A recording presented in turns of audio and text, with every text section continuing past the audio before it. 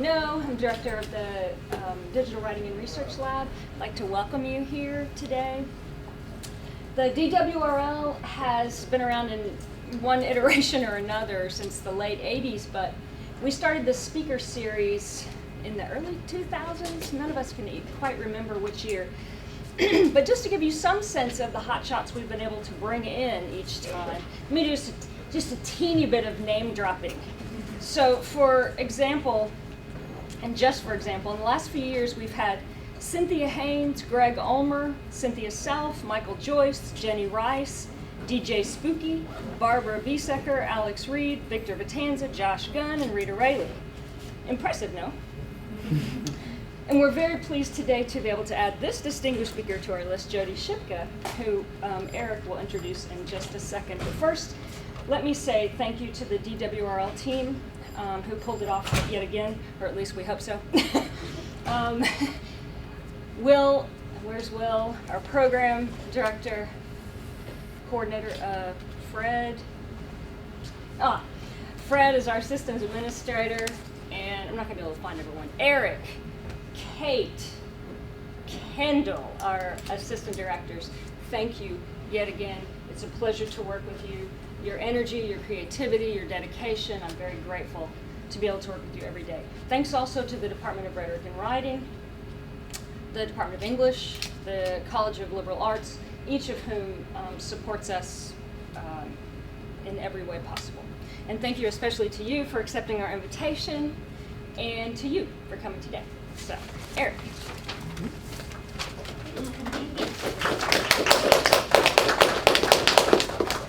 So again, good afternoon. I want to thank you all for being here and thank Dr. Shipka especially for taking the time to be with us today. Dr. Shipka is an associate professor of English at the University of Maryland, Baltimore County. Her work and accomplishments are too numerous to run down here, so let me just offer a few highlights for us. She is the editor of the collection Play, a collection of toy camera photographs. She's been invited to offer workshops on multimodal composition across the country, and her work has appeared in journals such as College Composition and Communication, Computers and Composition and Enculturation. She's also the author of the book Toward a Composition Made Whole, in which she explores the wealth of scholarly and pedagogical possibilities opened by multimodal composition. In her own words, she argues for, quote, the importance of developing still more comprehensive maps of literate activity, maps that represent more than the spaces, tools, and strategies associated with the intellectual work of writing and the production of written texts. Put still otherwise, attending to writing as, indeed, a crucial part of, but not the whole of, what it means to compose is a necessary first step in working toward the realization of a composition made whole. Since her book's release, she has contributed an article entitled Beyond Talk and Text to the anthology First Year Composition From Theory to Practice, which literally comes out today.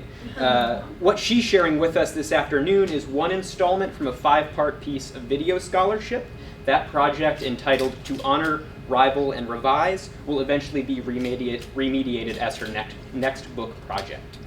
Her work opens up a remarkable range of possibilities and insights relevant not only to the work that we do in the Digital Writing and Research Lab, but for the field of rhetoric and composition more broadly. We are, to steal a word from her presentation title, honored to have her here today, and so, with much appreciation, let me turn things over to Dr. Jody Shipka.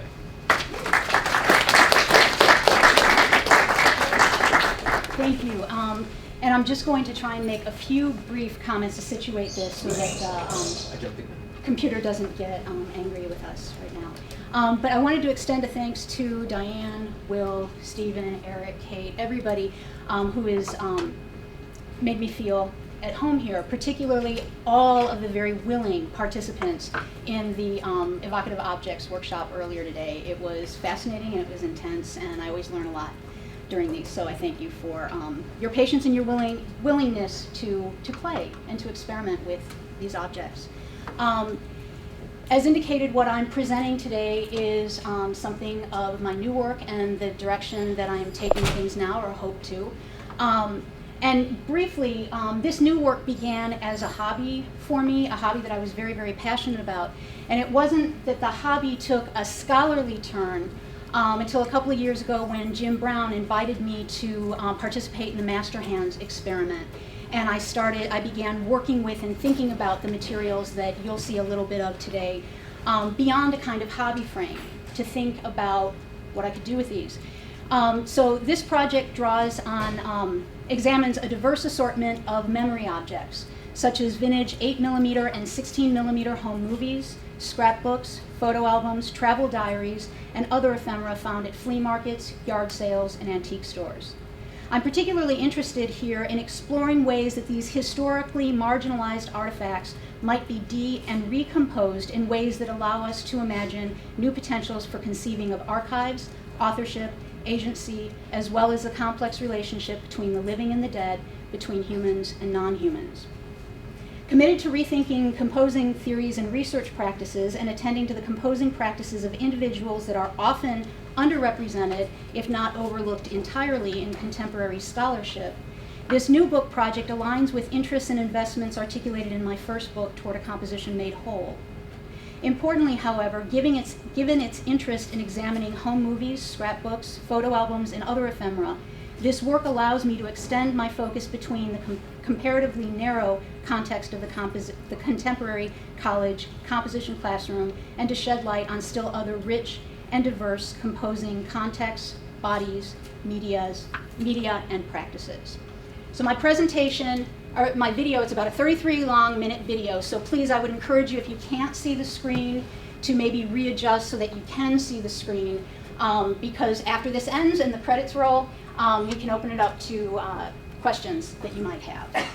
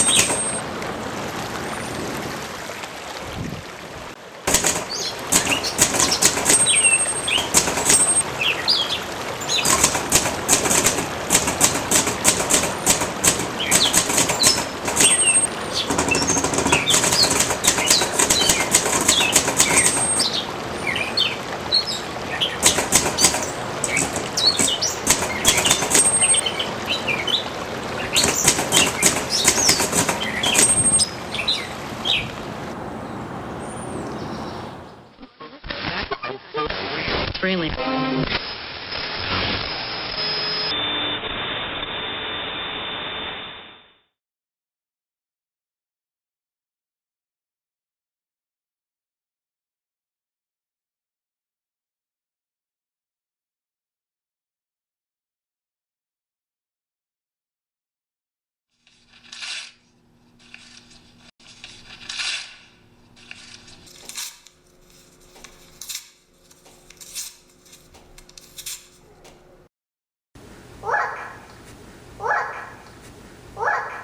Twinkle, twinkle, little star, how I wonder what you are.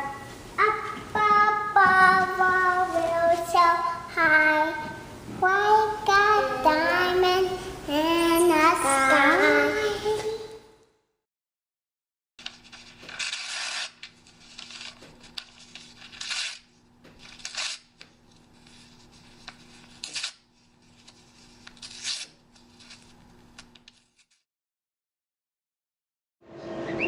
Move your plum tomatoes to the belt.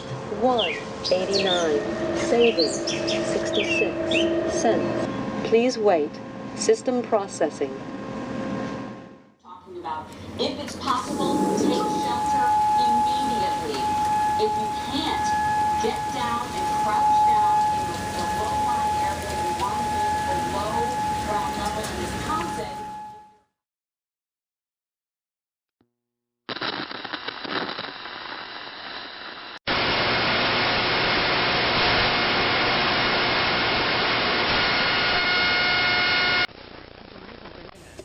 I began collecting found texts, and by this I mean memory objects created by, depicting, and intended to be viewed by and circulated amongst people I did not know and would never know, in the spring of 2010. What began as a hobby and curiosity has become part of my research agenda as I continue to seek out and collect other people's home movies, photos, slides, and scrapbooks. All these artifacts, what Jonathan Harris calls partial glimpses into somebody's life, and what Tucker, Ott, and Buckler described as lived time captured in a material form, have certainly proved intriguing. At the same time, their partiality, their incompleteness, their silence, if you will, provides unique challenges and opportunities. As Tucker, Ott, and Buckler have argued, the life events represented in these memory artifacts are rarely presented as fully fleshed out, reader-friendly narratives. Rather, they exist as fragments, as partially coded accounts of lives lived. It becomes difficult to create sustained narratives for or understandings of these materials. Indeed, like memories, they often lack closure. You can question these partial glimpses all you like, but they seldom talk back. My interest then has been to begin finding ways of giving voice, life, and new potentials for meaning to these strangers and their largely silent life materials. To achieve this goal, while exploring the potentials of video scholarship, makes sense given the movement and visual richness of these found artifacts. But it also provides opportunities to practice a kind of composing I advocated in a 2011 publication, A Composition Made Whole, one that encourages us to explore how rapidly changing communicative landscapes provide opportunities to rethink, re-examine, and re-experience the highly distributed, multimodal, and embodied aspects of all communicative practice.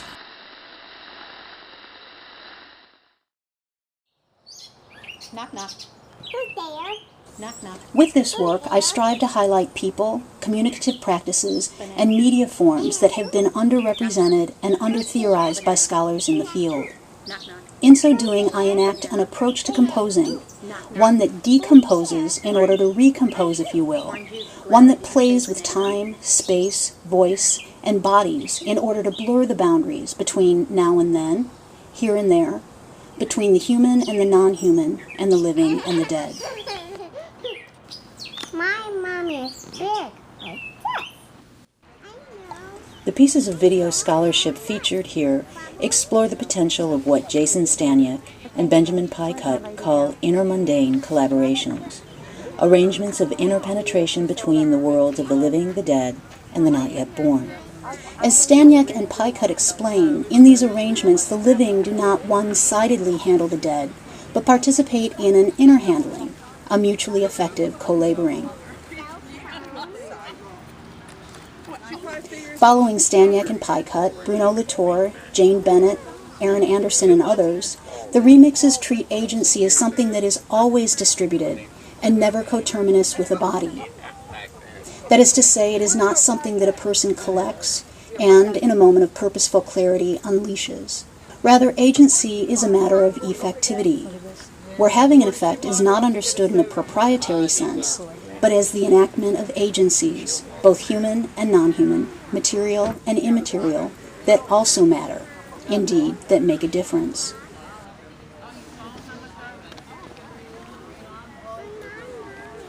Like Anderson's work in particular, the remixes work to trouble the notion that minds and bodies exist in opposition, that experience is owned, and that the dead are inert.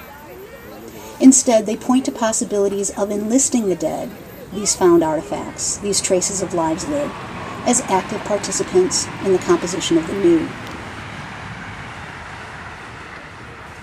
In sum, like Staniak and Pycutt, I'm less interested in preservation or the past, of trying to learn where these artifacts came from, or even what their creators intended them to be, do, or mean, than I am in exploring their future potentials. The way these traces of lives led might be complexly rearticulated, recombined, remediated. Indeed, in the way they might be decomposed in order to be recomposed. Oh, bum, bum, bum. I've had opportunities to work with and through these diverse artifacts in 5 pieces of video scholarship that explore some of the constraints, limitations, demands, and opportunities presented by these skeletal materials, by these partial glimpses of strangers' lives led. I begin with 2 pieces published in Enculturation, both of which focus on the display and reception of these found artifacts. The 2011 mashup Other People's Lives, a Projection, juxtaposes segments of found film with audio found in the Prelinger archives. My goal with this piece was primarily threefold. With regard to projection, I wanted to share with viewers a sense of how the capture took place, to highlight the technical aspects of the projection and digitization process, while gesturing toward another facet of projection, something less technical, more effective, personal, or interpersonal. In this segment, the audio from a 1964 Polaroid commercial helps to underscore, or quite literally voices for me, if you will, something of the wonder, serendipity, mystery, confusion, sadness, and potential I associate with these found artifacts. Indeed, when first viewing them, while first getting to know them, one can't help but wonder where she's bound. I can't help but wonder where I'm bound, where I'm bound. Can't help but wonder where I'm bound. If you see me passing by and you sit and you wonder why, you wish that you were a rambler too. Nail your shoes to the kitchen floor, lace them up and bar the door. Thank your stars for the roof that's over you. I can't help but wonder where I'm bound, where I'm bound. Can't help but wonder where I'm bound. If you see me passing by and you sit and you wonder why, you wish that you were a rambler too. Nail your shoes to the kitchen floor, lace them up and bar the door. Thank your stars for the roof that's over you. If you're not taking color pictures with the new Polaroid Color Pack camera, there's something left out of your life.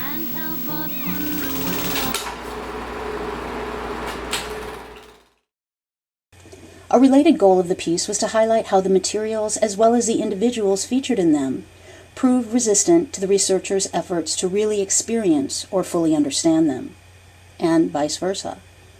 In this segment titled Seeing You Resisting Me, I attempt to illustrate something of the temporal, spatial, and interpersonal gap existing between the figure or world of the researcher, represented here as a headless, limbless, plastic mannequin torso, a body incapable of really seeing, saying, or hearing anything at all, and those featured in the found footage who, in turn, seem to be shielding themselves from the researcher's gaze.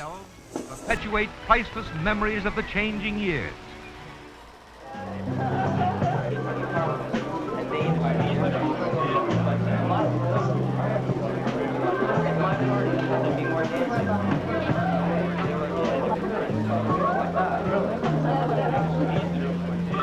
We're Mark and Heidi.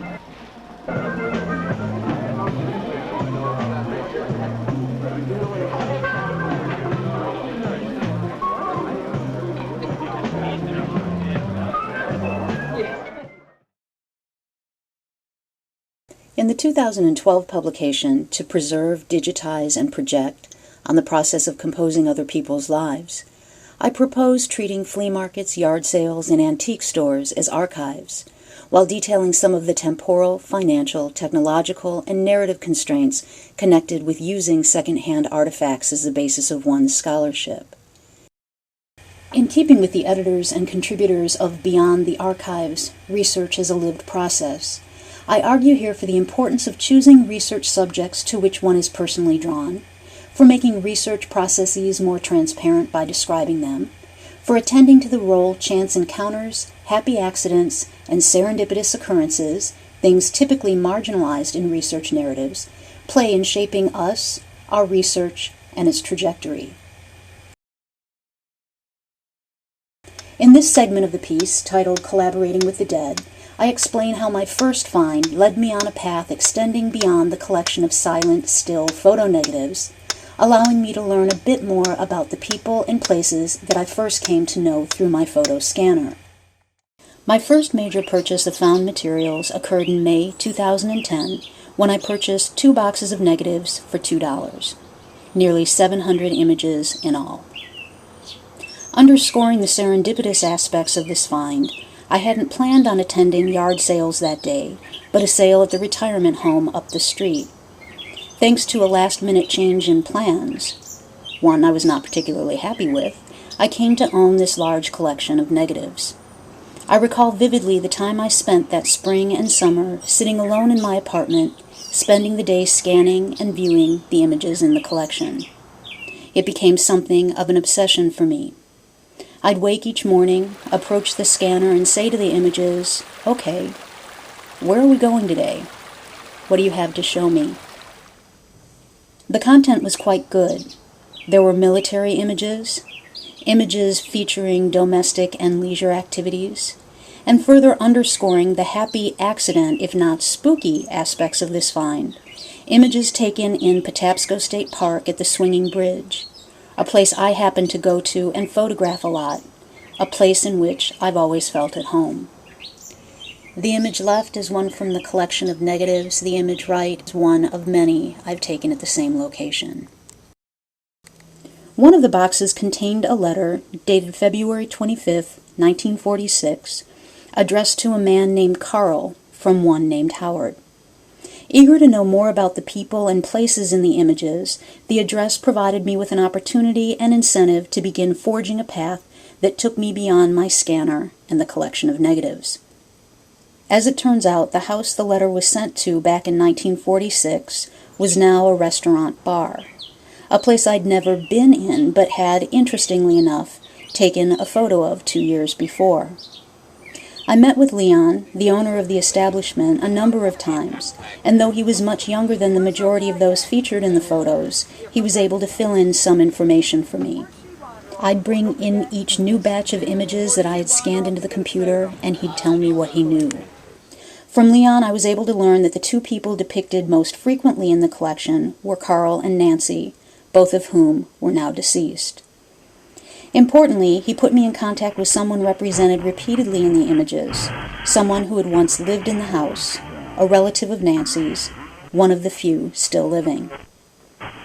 I was hoping she would be able to put me in contact with someone, anyone else really, featured in the photos, someone who could tell me more about who and what I was seeing.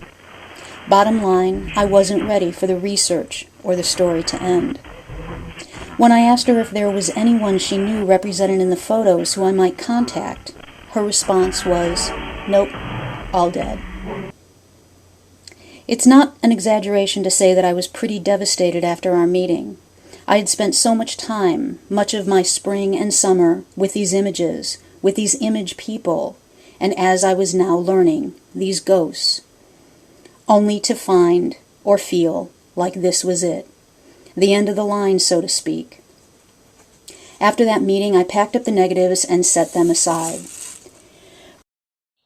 Perhaps I was thinking about the potential of the negatives or the project as a whole in an overly limited and limiting way.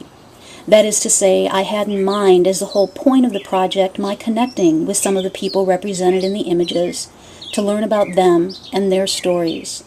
If I couldn't do that, that is to say, understanding that the project had come to quite literally a dead end, I set the negatives aside, uncertain about what, if anything, I wanted to do with them.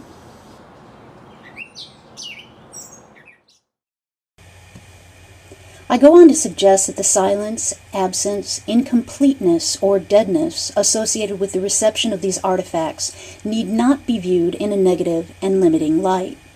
Put otherwise, instead of only asking questions which, if answered, would allow one a fuller understanding of the context in which these materials were originally produced, received, circulated, and valued, a mistake I made in considering the meaning or communicative potentials of the first find, one must also explore opportunities providing these skeletal texts, these fragments of lives led, new meaning, life, and potential. 49 years, 849 miles, opens with my attempts to piece together, to make sense of, items contained in 6 cardboard boxes I bought at a local yard sale for $25. Items, I came to understand, once belonging to a couple from Baltimore named Dorothy and Fred. The boxes held a wide variety of personal items, scrapbooks, photo albums, death certificates, and other personal papers, as well as this elaborate ransom-style love letter from Dorothy, here using her proper name Chris, to Fred. September 14th, 7 p.m., 1947. Special delivery. Open Monday night.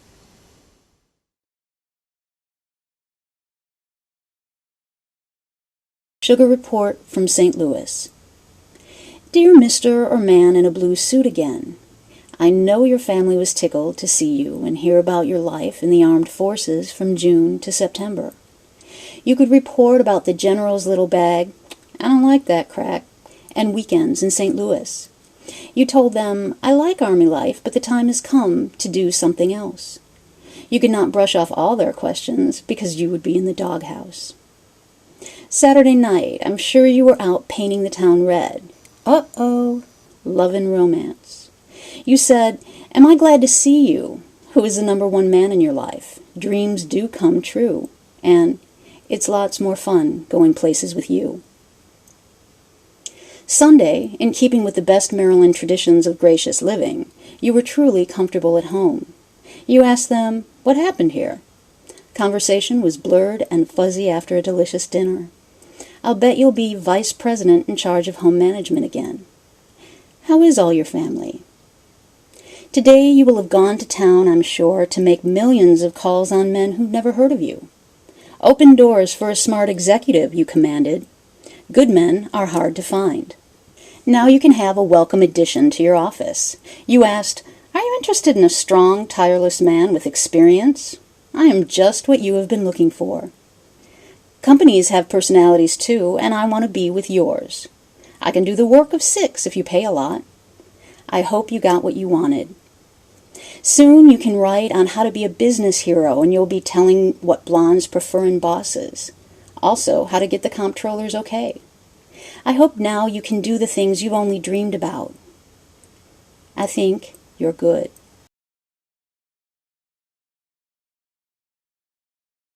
There are degrees of interest when you read this letter.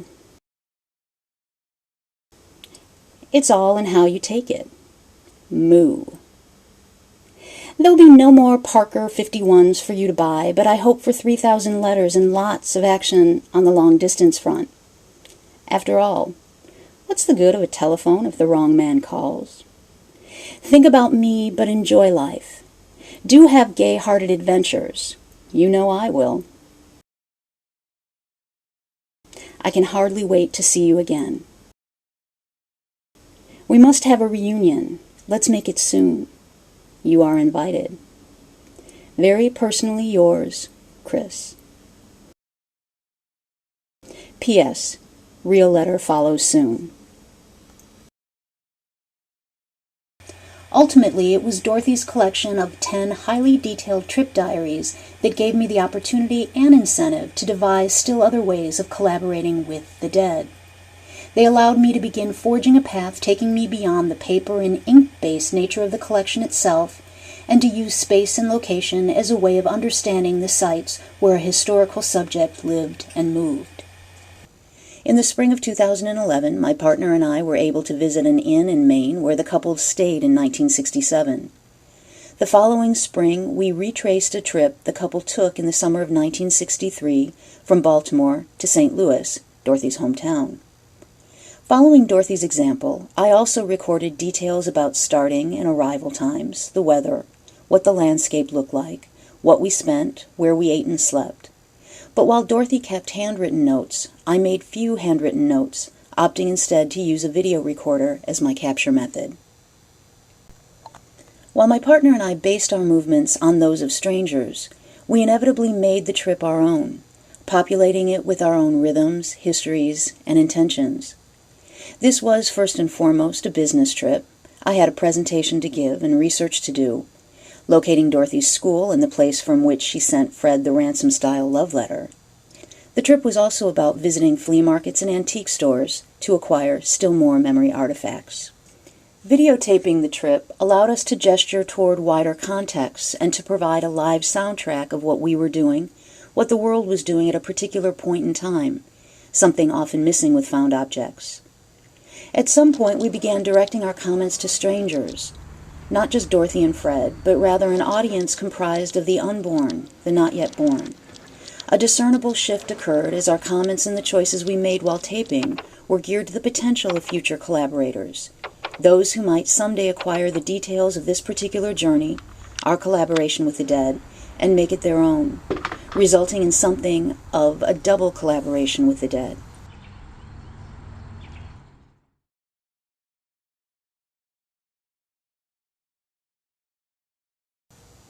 With the final two pieces I'll touch on here, I emphasize issues of embodiment, the importance of making over knowing, or rather, the importance of making in order to know, and I also begin experimenting with ways of animating, populating, and giving voice to, quite literally so, these otherwise silent artifacts.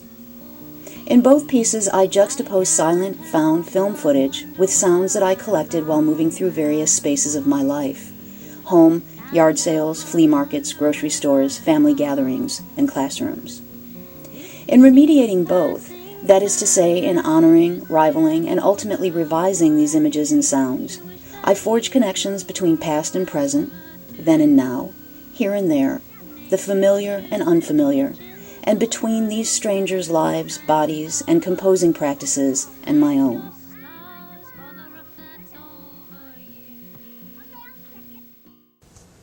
In Here and Now, There and Then, Collaborating with the Dead, I offer viewers a series of remixes. Here I use the same found film footage, juxtaposing it with 3 different audio tracks comprised of sounds I've collected at family gatherings, in classrooms, and at flea markets. The audio in the first version features the voices of people sharing stories and memories. The second audio track focuses more broadly on the affective and material dimensions of making or building stories and arguments comprised largely of non-traditional types of materials, such as found texts and 3-dimensional objects. The final version, Acquiring Stories, highlights the spaces in which, processes by which, and the prices at which these non-traditional and second-hand materials, like the 8mm film clips featured here in the video remixes, have been acquired. Okay, how much on this? $2. $8.50 for that. Is this your stuff? All this is. Oh, we how have much? 6 spaces. Oh, wow. How much for this 50 guy? cents. Okay.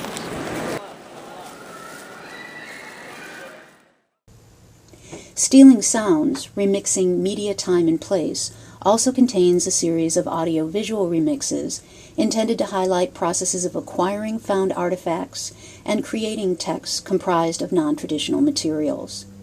In this case, however, I use different visual and audio tracks for each remix, allowing viewers to experience the found footage in 2 ways. The film plays normally in the larger frame, while the medium-sized frame features the same film played in reverse. This excerpt from the third remix, titled Of Subjects and Meanings, contains sounds recorded in a college classroom as students and I reflect on how it feels and what it means, or what difference it makes, to compose texts in non-traditional ways, working with non-traditional materials. So what is the point? Like, these are obviously old photos. And do you think that these pieces tell stories? What's the point of even having these old photos, analyzing them, looking at them? Why do we need to preserve these seemingly pointless, non-related things? Yeah, it's all supposed to kind of connect each other. But how did you feel making these things or experiencing these things today? I felt really nervous making mine because I have some confidence when I'm writing, but this, it was completely different. I didn't have any parameters of, am I doing it correctly? Am I doing it incorrectly? It's a labor of love. I'm telling you what. Did you feel limited at all by the amount of things that you were able to work with, or the quality of things?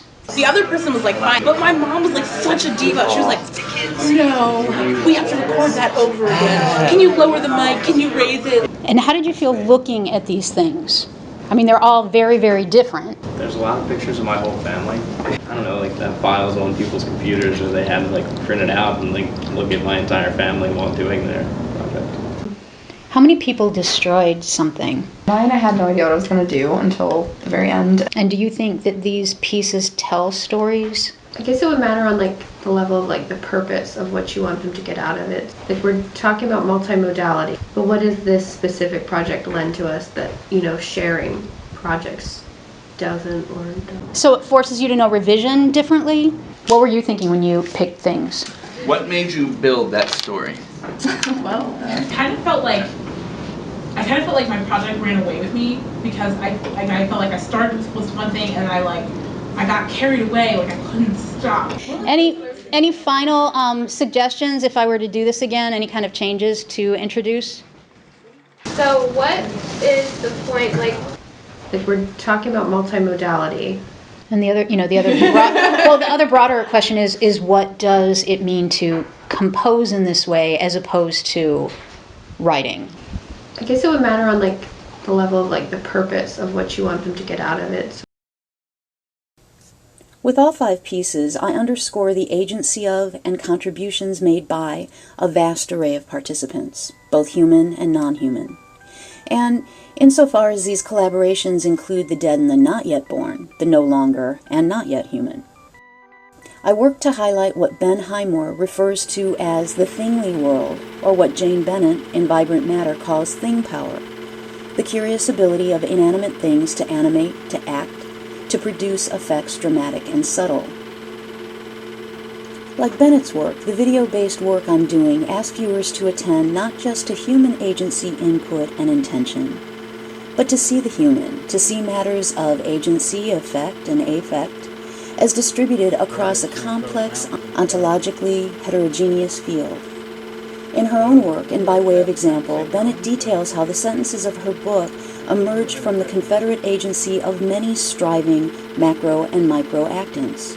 From her memories, intentions, contentions, intestinal bacteria, eyeglasses, and blood sugar, as well as from the plastic computer keyboard, the bird song from the open window, or the air or particles in the room, to name only a few of the participants.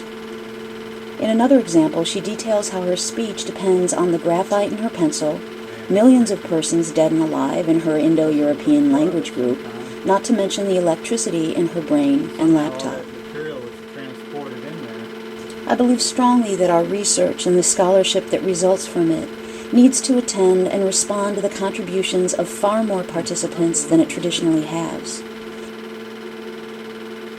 Similarly, in addition to expanding our ideas about the final representational form or forms that scholarly work might take, we need also to broaden our ideas about where we look for and how we go about locating materials for our work. To consider both what and who is at stake when we opt to make certain arguments or tell certain stories over still others we might instead have made or told.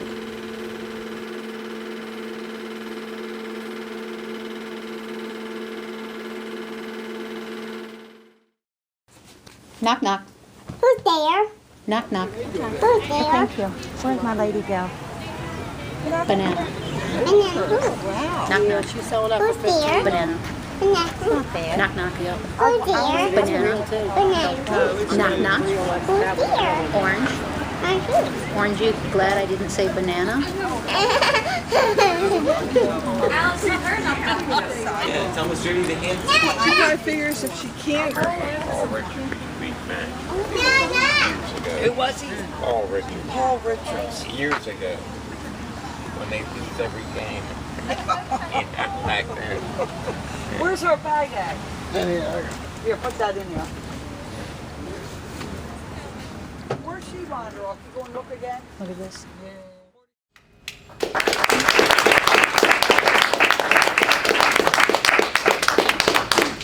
And I'm more than happy to answer questions, hear responses.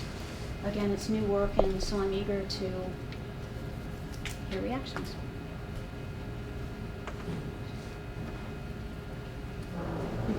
This is just a practical working question, but in using these bits of film and letters and so on that you acquired, is there any legal or ethical complications in using these materials? Again, I think, the way that I look at it, I purchased these things, they would have been things that would have been dumped out, Right. or another antique dealer would buy it and sell it. For me, legally, no. If somebody were, and as a matter of fact, when I met with the woman who was represented there that said they're all dead, I had said, would you like this stuff back? She just wanted copies of some of the images that her late husband was in. The way that I handle that in terms of my treatment of these artifacts is to deal with them with absolute respect in that way. So I try and make those, I think it's important to tell stories. As I talk about in an earlier publication, and one of the clips that was a really tight faces and stuff was actually footage of President Ford arriving in, I think, Iowa, and I also had stuff of Sybil Shepherd that was shown a little bit there. I'm not that interested in that. I'm interested in the everyday and the people whose stories aren't seen and heard of in that way. But that's how I handle that, with absolute, respect in terms of what I'm doing. I'm celebrating these, as I see it, I'm celebrating these lives. And I really enjoyed the video. Watching that, the two emotional words that I kind of had the strongest connotation with were mourning and nostalgia, especially the way that technology is associated with mourning, in the sense of when wax cylinders come along, there's a way to hear the voice of the dead. Pictures come along, a way to see the dead. And so I wondered, in working with these sort of memory objects, how much you see those composition materials, especially technologies, pushing stories in a direction of mourning or nostalgia, or if that's a tension that can be productive, or if you don't really see that emotional tension coming up so much at all. If I'm understanding your question, I see it coming up a whole lot with it. Particularly with those 6 boxes, when they came to me, the first 2 things that I touched and unpacked, Dorothy's death certificate. She died of cancer of the colon, knowing about that for 18 months. She died in 1981 when I had graduated from high school. The next thing I found was the sugar report. So it's kind of like the end of the life and then the beginning of this romance. So I find it deeply sad, a reminder, I think, of how brief things are, and what kind of traces are we leaving, or are we taking care not to leave with our lives. So I find it doing too much of this at a time. As a story I oftentimes tell, I was working on one of these videos, and I remember just being, I don't know if it was 49 years, 849 miles, and I was working on it in my office and waiting for students to come in and conference about their work, and I got so kind of sucked into it, what's the point? Because, we're going to live this life, have some traces, we die, somebody buys all of our stuff at an estate sale for $5, right? What's the point? And I remember, having to really guard myself against saying, when students would come in, about my project, of saying, it doesn't matter, we're all going to die, nobody and so it's one of those things where I have to kind of, with torrid composition as a whole, it was very lively work, right? Whereas this, I think, I have to not do too much of it at a time. What I think is really fascinating about doing this kind of work in terms of the technology is I'm very, very interested in foregrounding the unruliness of the media forms. And when we're running these, I just happened a couple weeks ago to buy a huge collection belonging to one man of 16mm and 8mm films. And he had good equipment, good stuff, but the cool part is I finally hear them. I can hear, and that was very, very disconcerting because I was used to these media forms that were largely silent. But, again, I have the sense anytime I'm playing one of these things, it burns. We found one, and I took this as a sign. You find signs when you're looking for them. But we had played one of these new films that we just collected, and it was shot in Florida. See, this is in Florida. This is a sign that I should probably propose this year. Well, then it breaks and starts on fire. And I'm like, okay, how do you read that, right? Don't go, or even more so go, right? So snipped it, ran it again, broke again. And I like this sense of at any minute, and I'm recording all the disruptions. I love getting the moldy film and trying to run that to see that disintegration. But I think, too, in that way, the agency of these things is so apparent when you're working with the older media forms that I find it thrilling. My partner wants to correct everything, and I'm like, no, let it go, but quit swearing so loud. Because a lot of the captures him going, the Florida one, he's the whole thing, and I'm like, I want to hear the in the burning, and stuff. But so I don't know if that answered your question. Too much information. Yes. I was wondering if you see any connections between sort of starting out this project as a hobby, and how does that, both sort of maybe you feel some tension about moving it into a research agenda, but that also seems to come from a real place of that kind of love and creativity that maybe that you could say a little bit about how that informs this as a scholarly work. Absolutely. It wasn't, when I did it, and I think it gets to the point that if it feels too good or it makes you too happy, it can't be what we do for work, right? That work-play split. And so it wasn't really, when I started putting this stuff up, and I talked about this a little bit earlier, but when I found the first collection and started putting the images up on Facebook, I would have people saying, I can't get my work done because I'm looking at these images. And then it was actually an old lit professor from Loyola University in Chicago who said to me, is this a book? No, I enjoy it too much. This is a hobby. This is something that's fun. And it wasn't until other people, a colleague at UMBC, who said, Jody, I think it is. I think you're writing off because you love this. And my sense, we talked about this a little bit in the workshop, that I believe strongly that we can create scholarship that doesn't talk about, that makes people feel something, that makes them think about what it means to be alive, that makes them laugh, that makes them smile. So I think all of those things, and as I talked about earlier, I'm doing this with the comfort of tenure, that this is where I want to go now, and if people are with me, but then as I think about my earlier work in the classroom, I love that too. I didn't believe that anybody would like that or that it was scholarly. For me, it was what I enjoyed doing and what helped me learn. And for this, it certainly does help me learn things. And so I'm trying, to not fight my own. If it feels good, maybe it can be. If it makes me happy, maybe it can be out there, and not pull back from that as a kind of knee-jerk reaction, like, well, no, it can't be scholarly unless I kind of don't like doing it. This reminded me a lot of work going on in queer archiving that's very much about celebrating the value of queer lives, looking at ephemera and how to preserve it and whether to preserve it, why it was preserved, but also that real intensity of emotional experience that is also why we save things and why we want to save them and talk about them and share them. And even some of the work in queer studies on amateurism as a kind of archiving practice. I thought that really resonated with us. I had another question about boundaries, like Kendall. So I was just wondering, what, if any, for you are the contours of difference in how approaching curating this, like quotidiana, would be between sort of a researching perspective and sort of a more artistic perspective, if there is any difference, and what that boundary might look like. I'm not sure, because I feel like this artistic move is a way of pushing me once again out of the field. And so, I'm really trying to think about that. It's important to me to have scholarship that looks a certain way and that does certain things. But more and more, people will say, well, you're not doing scholarship anymore, you're doing art. And I don't see them as that separate. Again, I see this in terms of a multimodal framework where, what am I supposed to do? Write about this? When I've got the movement and I've got the sounds and everything, this seems to be the best way to, for me, to showcase that research. I know that it makes certain demands on readers, and with the 3 frames, I remember I was showing it to a colleague at work, and she said, I hate your work because I think it's art and I can't do it. But also what really unsettled her, she didn't know where to look.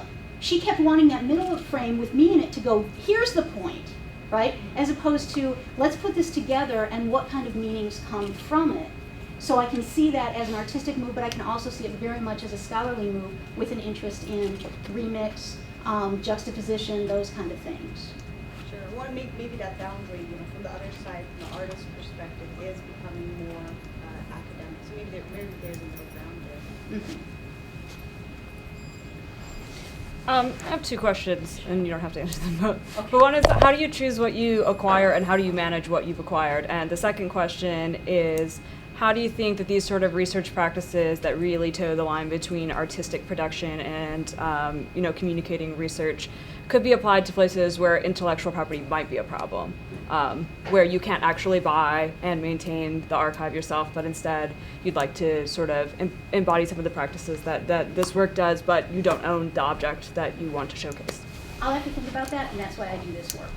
And as a matter of fact, with the Master Hands project, it was so great that, and it was actually somebody else who said, what do you mean you don't know what you're going to do? Look at what you're sitting on. That it was really nice to be able to say, I can show this stuff and not have to worry about copyright infringement and whatnot. But as to your first question, luck.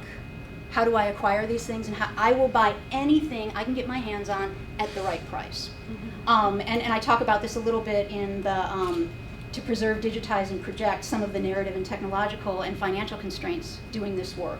That oftentimes people will have, and I think you've all seen it, where you can buy a relative is what they call it, where dealers will go and they'll buy out an estate sale and then they bust up these collections where you can buy like an old picture of somebody and pretend like it's I think they call it instant relatives. That drives me nuts. You haven't seen that? With the old pictures? And oftentimes it's like $5 a picture. That's a direction I won't go. A lot of the things that I bought, I think the last haul was 54 movies, 8mm, 16mm movies, and I think 4 reels of unshot film, way exposed, and I collect that too. And I think we got that all, and we ended up paying $3 a movie for it. So part of it is what I can afford. Part of it is every time I do a conference or a trip, with accepting this one, which is killing me how much stuff is out there that in Texas that I could get. But part of it is doing the work and going to these places to see what I can find.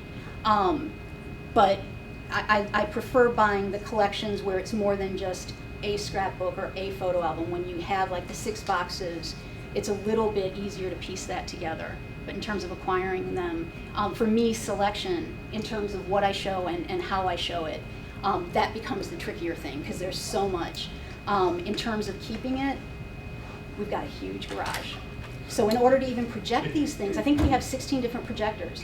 And at any minute, there's one where if we play the 1,600 feet reels, it shuts down the projector. So we're trying to find other ways to work around this. That becomes an issue. And my biggest fear at this point, and I don't mean to make light of this, but I'm so afraid that my partner's going to die before me. I'm going to die, somebody's going to come in and go, look at her family. And I want to put stuff like, I don't know these people at all. Like, I have no idea this is research. So I think it's more a matter of, and I say that I would be a hoarder if I wasn't producing scholarship, right? So I think that's also, it could be a real problem if I wasn't doing something with these things. So you've talked a little bit about, sort of in that last response, directions you won't go and sort of the absolute respect you try to afford to these artifacts. This may be a weird question to ask because I'm asking you to talk about the stuff you don't talk about. Right. But are there, are there points you reach at which you find something you're just like, I can't show this. I have like to porn? Set it aside. Or not even that, but just stuff that's so intensely personal. That too, but stuff that's so intensely personal that you're just like, I can't incorporate this, whether you're thinking like, what if the granddaughter of one of these people was in my audience, or just what if, even if it's not a what if, just that feels too, sacred isn't the right word. I don't know what word. Yeah, revealing or something to be able to include, and how do you deal with and approach that sort of line? Again, this isn't like footage that's come from the Big Brother house or some kind of surveillance where people don't know they're being filmed and they're not in somewhat playing up for the camera. I did, come back from Vegas with a porn. And it's really surprising doing this for so long and acquiring so much stuff. I'm surprised I haven't gotten more of that. But as soon as I saw, it's like, oh, because there are certain scenes that people don't show, right? Sickness, hospitals, funerals, for the most part, dead people. And it began with like a hospital shot and something, it wasn't like wah, wah, wah, wah. It didn't have like a soundtrack, a sexy soundtrack. But I'm just like, I don't know. And part of me, I don't want to show stuff that's going to break that projector, right? So as soon as it doesn't look like it's what I'm interested. I said, pull that right now as soon as I mean, it took 2 minutes, but I think most of what, with this new collection, it is a little bit, I'm going to have to think about that question through there. I do have footage of a funeral. They don't show anything other than people are in front of a church, you think it's a wedding, and it's not, you follow them to the graveyard. But with this newer collection, I can't quite figure out what this man's angle was. The collection is very, very diverse. It shows him in the 50s having meetings on Christmas. I mean, it's just bizarre stuff. And I have relatives in the movie business, in the editing business, and I've had them kind of weigh in on this collection. Is this really home movies, or have I gone into the area of amateur film? The guy had great equipment, but with that, I'm not always sure what I'm looking at. It appears that he was shooting, and this is something I would not probably show. The response on Facebook, when I put a small clip up there, was, Jody, you've gone from interesting to important. And this guy had shot, I don't know if it was in the 60s, an unincorporated area in West Virginia called, I think, Angine County. And it opens with like a shack and a black family and a dog.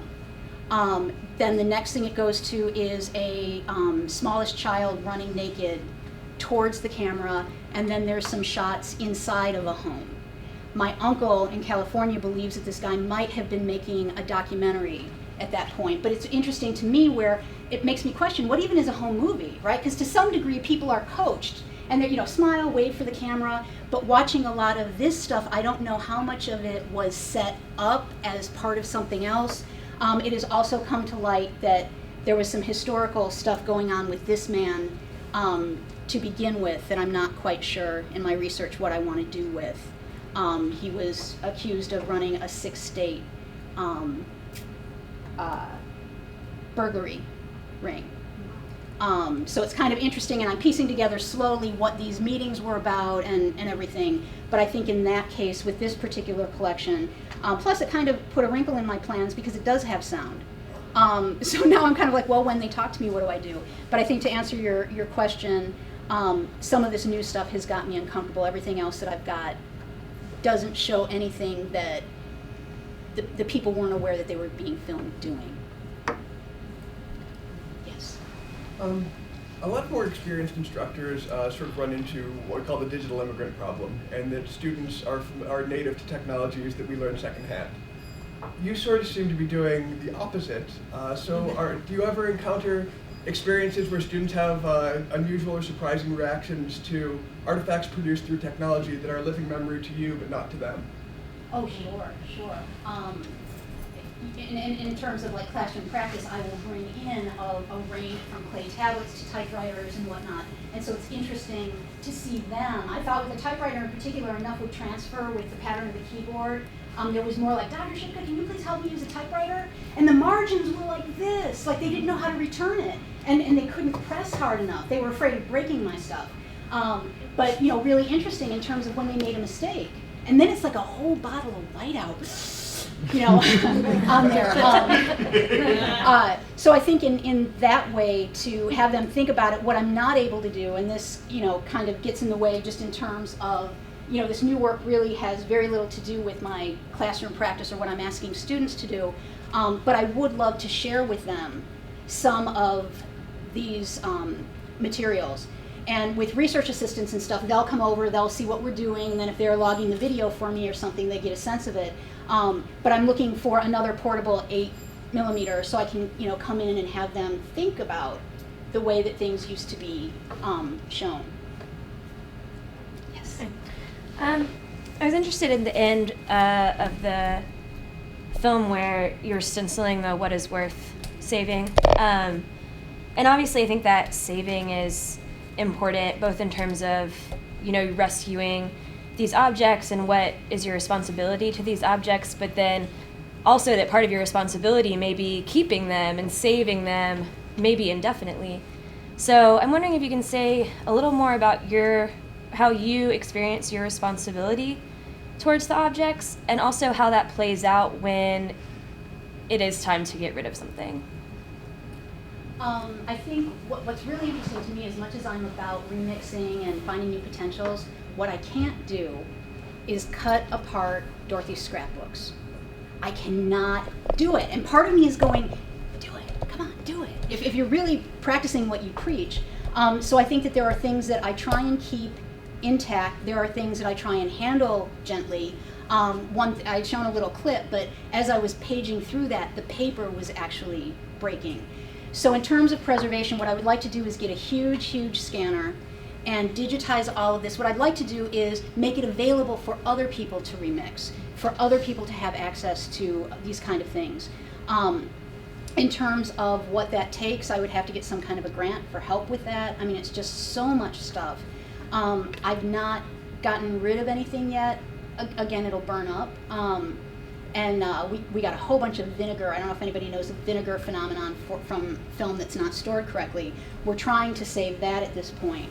But I'm not sure when this ends what I'm going to do with it, because it doesn't make sense to throw it out. I will not resell it for a profit. I absolutely will not do that. And in that kind of buyer-relative way. And you know, some of this stuff does go for pretty pricey. But I don't know. Ideally, I would love to be able to get this all digitized and allow other people to make things and respond to it. Because it'd be interesting, another set of eyes, what people would find interesting in this footage. Or help me understand. There was, at the very end, I panned some buildings. And when I looked at it, I'm like, is that an earthquake? I mean, sure enough, it was the 1960, what year was it? Alaska earthquake.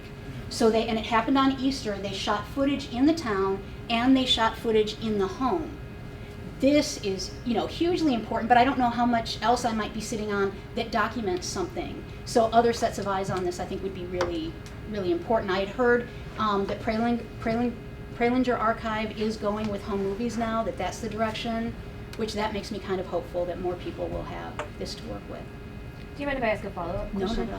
How much of your, since you're talking about digitizing some of these materials, how much of your responsibility toward or attachment to some of these objects is bound up with their sort of physical materiality? A lot. Or like, what's the value of the original once it's been reproduced? I think maybe if you.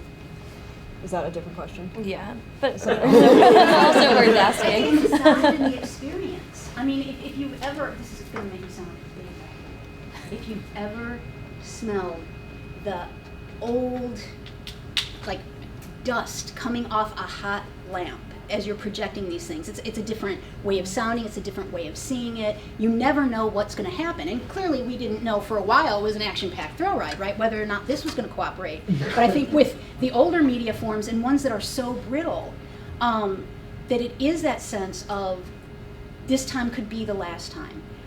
This could be gone. Once it's digitized, it can still be gone, but it's in a different place, and it loses the event or the practice around it. And I think so much of it is coming home, and as I said before, you know, I don't know where I'm bound. That, you know, which film do we start with, and how are we piecing this together? So I think it's all of that, and that gets to not only the difference in form, but also the difference in experiencing it. But I do think there's a different sound, smell, certainly. The smell is incredible sometimes, and not in a good way, but. Yes. And if I can ask one more, has this work changed how you archive your own life in any way, in the sense of like what you take pictures of, which pictures you save? It was great. In Utah, when I was presenting on this work, somebody said to me, what would be in your 6 boxes? Which I'm like, you can't ask that. What do you think about that? You know? And part of my response is, I've written a book and I've published. I've got something out there, right? And so I'm kind of looking at the people who don't have necessarily that out there. I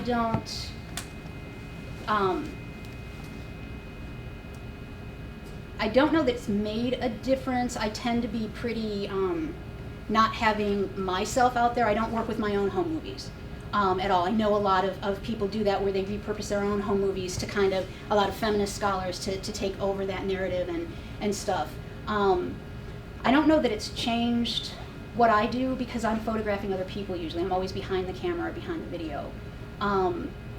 I guess it does, you know, kind of make me think about the traces that we leave and the stories that would be made from those. So I think it's a good thought experiment, where if your Facebook is all that's left to speak of you, right, what does that say about you? I use Facebook as a place to kind of put up works in progress, as opposed to documenting kind of other side from what I buy. But I don't know that it's changed that. It's changed more in terms of my thinking about my own mortality, I think would be, you know, that kind of issue, and depressing work sometimes. That actually makes me want to go home and burn some photos.